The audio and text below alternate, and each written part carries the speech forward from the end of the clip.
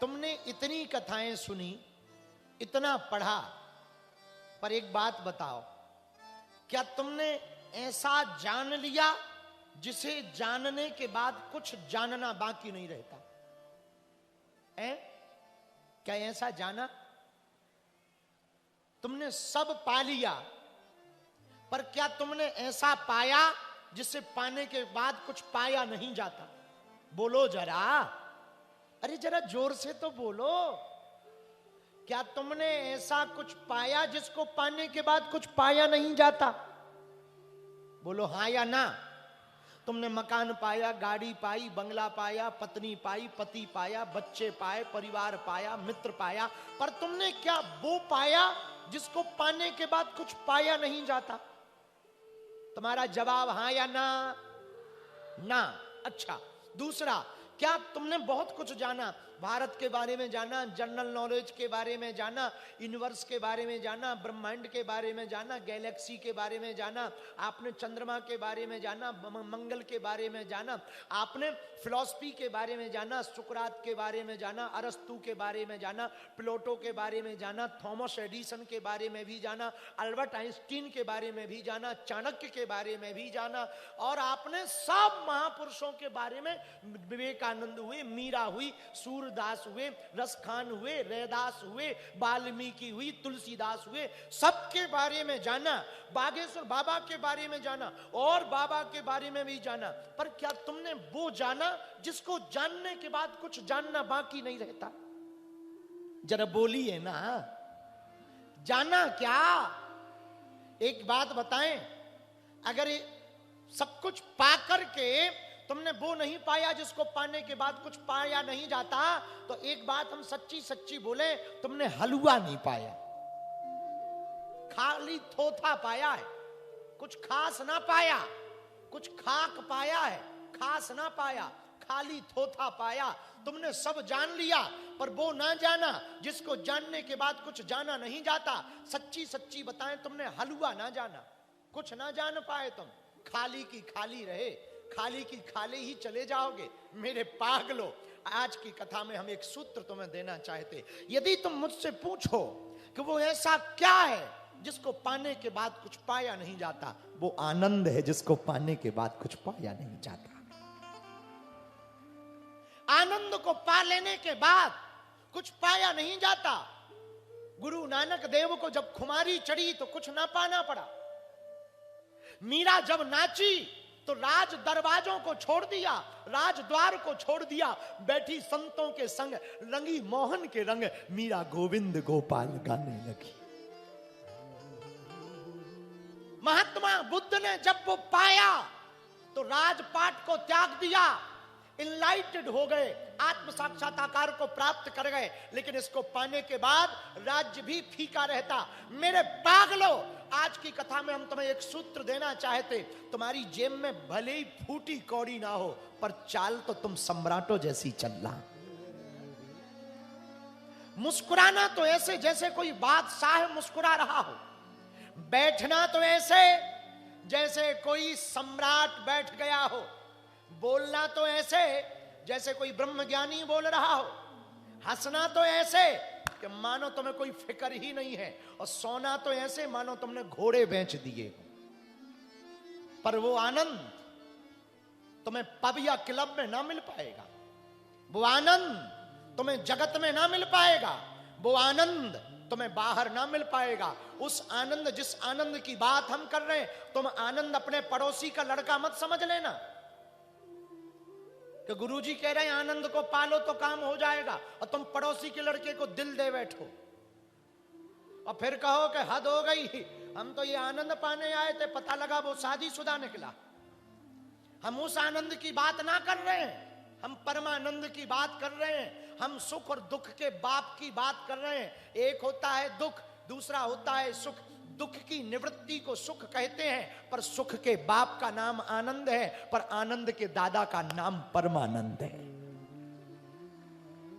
दुख की निवृत्ति होना ही सुख है, दुख का बाप सुख है, सुख का बाप आनंद है, आनंद का बाप परमानंद है, और परमानंद का बाप सच्चिदानंद है। तुमने पूछा किसी ने हमें प्रश्न भेजा कि क्या वो हम जान सकते हैं जिसे जानने के बाद कुछ जानना बाकी नहीं रह सकता? ये कोई उत्तम स्वामी जी हैं, इन्होंने हमें प्रश्न भेजा, हे भगवान, हे उत्तम स्वामी जी महाराज, हम एक प्रार्थना करना चाहेंगे। यदि तुमने ब्रह्म को पा लिया, ब्रह्म को जान लिया, ब्रह्म को देख लिया, हम तुम्हें दावे के साथ कह सकते हैं उसको जानने के बाद तुम्हें कुछ जानना बाकी नहीं रहेगा। जिसकी प्यास जहां बुझती है उसके लिए वहीं समुद्र होता है। आप पूछो कि वो आनंद रहता कहां? तो देखो, पड़ोस में तो आनंद रहता नहीं उत्तम स्वामी जी, आनंद रहता है भीतर, और बाहर मिलेगा भी नहीं। बाहर तुम खोजने की कोशिश ना करना। और टेंशन इस बात की है तुम्हारे अंदर, सबके अंदर, जितने आज कथा सुनने आए हैं जरा कान खोल के सुनो। तुम्हें टेंशन इस बात की है कि तुम पे नहीं है, तुम्हारे पड़ोसी के पास है। इस टेंशन में तुम मरे जा रहे। इसी टेंशन में तुम टेंशन में हो कि तुम तो ठीक नहीं हो, पड़ोसी ठीक है। ये गाड़ी हम पे नहीं है, पड़ोसी पे है। और एक बात बोले, ना भी हो तब भी सुखी रहा जा सकता। बोले कैसे? बोले कुछ हो भी ना और सबको अपना मान लो तो सब अपना हो जाएगा। तुम्हारे पास जो है वो मेरा है, नहीं भी है तो मेरा है, और तुम भी मेरे हो, और तुम्हारे पास जो है वो भी मेरा है। ये आपके अंदर चित्त में बैठ गया तो आप कभी दुखी ना रह पाओगे। क्योंकि ये तो पक्का है कि लाखों लोग मरे, किसी को याद नहीं है। तुम्हारे ही आम गांव में कितने लोग ना मर गए, तुम्हारे ही बालाघाट में कितने लोग नहीं मर गए, तुम्हारी भिलाई रायपुर में कितने लोग नहीं मर गए, तुम्हारी गोंदिया में कितने लोग नहीं मर गए। पर तुम्हें याद है क्या? सब दो चार जो खास खास हैं वही याद हैं, बाकी तुम्हें याद ना। तुम किसके लिए जी रहे हो? दुनिया को दिखाने के लिए? तुम इसके लिए काम कर रहे कि लोग तुम्हें जाने? तुम इसके लिए जी रहे कि लोग तुम्हें पहचाने? अरे बाबरे, अरे पगला, ये दुनिया किसको जानती है? यहां सबको भूल जाते हैं। 13 दिन 14 दिन हम दिखना बंद हो जाएं, टीवी पे आना बंद हो जाएं, यूट्यूब पे आना बंद हो जाएं, तो हमको ही भूल जाएंगे। लोग महात्मा गांधी को भूल गए, लोग विवेकानंद को भूल जाते हैं, लोग सबरी को भूल जाते हैं। अरे इस देश में तो कुछ लोग राम को भूल गए, और तुम कहते हो कि हम ऐसा काम करें कि लोग हमें याद करें। एक लड़का हमारे गांव से निकलता था, बड़े गजब की कटिंग कटवाकर दोनों तरफ बाल साफ करवा लेता था, ऊपर घोड़ों जैसे खड़े रहते थे। हमने पूछा, बेटा ये घोड़ों जैसी कटिंग क्यों कटवाता? बोले गुरुजी इसलिए कटवाते कि लोग हमें देखें। हमने कहा बेटा कितने में कटती? बोले 300 में। हमने कहा मान लिया इधर 300 में तो साल भर कटिंग होती, और उनकी एक बार की कटिंग 300 की। हमें बहुत हंसी आई। बोला गुरुजी हंस क्यों रहे? हमने कहा बेटा तुम इसीलिए कटवाते ना कि लोग देखें। बोले हाँ। हमने कहा बेटा नंगा घूमा कर तुझे ही देखेंगे सब। हाँ, बहुत लोगों को दिखाने का शौक है ना, कुछ अजीब कर ले, बाहर में गया। मेरे पागलों, यहां कोई किसी को याद ना रखता, यहां कोई किसी को स्मरण में ना रखता। उत्तम स्वामी जी तुमने पूछा कि ऐसा क्या जान लिया जाए?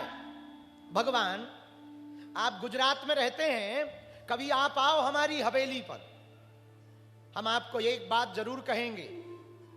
रहते जरूर हम झोपड़ी में हैं या धाम पर हैं, जहां भी रहते हैं एक विचार मानकर रखते हैं कि कल ये था नहीं हमारा, आज है नहीं और कल हमारा रहेगा नहीं। जब जियो तब वर्तमान में जियो। मेरे पागलों, जो चिंता में है वो भविष्य में जी रहा, जो टेंशन में है वो भूतकाल में जी रहा, और जो मुस्कुरा करके बैठा है वो वर्तमान में जी रहा है। ऐसा जान लेना आनंद है, और आनंद अंदर है। बालाजी महाराज के कृपा पात्र बागेश्वर धाम पीठाधीश्वर परम पूज्य धीरेन्द्र कृष्ण शास्त्री जी महाराज का पावन संकल्प। मध्य प्रदेश में छतरपुर के ग्राम गढ़ा में बनेगा विश्व स्तरीय कैंसर अस्पताल एवं रिसर्च सेंटर, जिसकी आधारशिला देश के यशस्वी प्रधानमंत्री नरेंद्र मोदी जी के कर कमलों से रखी जा चुकी है। 200 करोड़ रुपए की लागत वाले 100 बेड के इस अस्पताल में गरीबों का होगा मुफ्त इलाज। ये बहुत बड़ा अवसर है, बहुत बड़ा काम है। संकल्प बड़ा हो, संतों के आशीर्वाद हो, प्रभु की कृपा हो, तो समय सीमा में सब पूर्ण होता है। हमारे प्रियजनों, बागेश्वर धाम पूरे भारत के लोगों, अभी तक अस्पतालों में मंदिर थे, अब मंदिर में अस्पताल होगा। कैंसर हॉस्पिटल निर्माण हेतु सहयोग देकर पुण्य के भागी बने।